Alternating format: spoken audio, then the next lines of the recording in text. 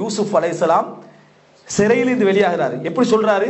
என்னை சிறையிலிருந்து வெளியெடுத்ததன் மூலம் எனக்கு உபகாரம் செய்த அல்லாஹ்வுக்கு எல்லா புகழும். சிறையில போட்டதும் அல்லாஹ்வுடைய விதிதானே, அதை சொல்லல. அது தன் பாவங்களோ தன் பலகீனங்களோடு காரணம். அல்லாஹ்வுடைய அதப பாருங்க. அல்லாஹ்வோட இப்ராஹிம் அலைஹிஸ்ஸலாம் சொல்றாரு, அவனே எனக்கு உணவளிக்கிறான், அவனே எனக்கு குடிக்க தருகிறான், அவனே என்னை நோய்வாய்ப்பட்டால் குணப்படுத்துகிறான், அவனே என்னை நோய்வாய்ப்பட செய்கிறான்னு சொல்லல. நோய்வாய்ப்பட்டால் அவனே குணப்படுத்துகிறான். ஆனா இந்த சங்கையற்ற வார்த்தைகள் எங்கள்கிட்ட நிறைய பேர்ட்ட வருதா இல்லையா? அல்லாஹ்வுடைய விஷயத்துல சங்கையற்ற, அல்லாஹ் ஏதோ தெரியாது நம்மளே சோதிக்கிறான், இன்ஷா அல்லாஹ் அல்லாஹ் தரும் அப்படின்னா இது குஃப்ரான வார்த்தை. நீங்க அல்லாஹ்வோட கண்ணியத்தை என்ன செய்யல, நினைக்கவே இல்லை. அல்லாஹ் உங்களுக்கு எங்கேயோ வச்சிருப்பான். உங்களோட வார்த்தையால நீங்க எங்கேயோ போயிருவீங்க. உங்களுக்கு சோதனை தார நேரத்தில் இப்ப ரசூலுல்லாஹ்வுக்கு அந்த நீங்க நினைச்சு பாருங்க, அந்த கபன் மாதிரி ஒரு சோதனை வைங்களே, அல்லாஹ் உங்களை வந்து எங்கேயோ ஒரு அந்தஸ்துல வச்சிருப்பான். நீங்க அதை விளங்காம வார்த்தைகள் என்ன செய்வீங்க? கொடுங்க, அல்லாஹ் உதவி அவசரப்படுத்திடுவான். ஏன்? உங்களோட ஈமான பாதுகாக்கிறதுக்காக வேண்டி அல்லாஹ் உதவி அவசரப்படுத்திடுவான். இது உங்களுக்கு தேவையா?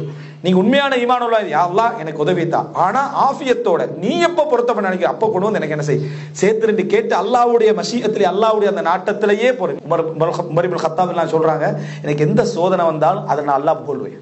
3 விஷயத்துல. ஒன்று, அது என் தீன்ல வரல என்றது.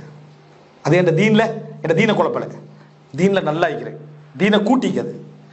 2வது, இதை விட பெரிய சோதனை வரல என்று. இதை விட பெரிய சோதனை வரல என்று. 3வது, இதுல எனக்கு சபர் வந்தது என்று.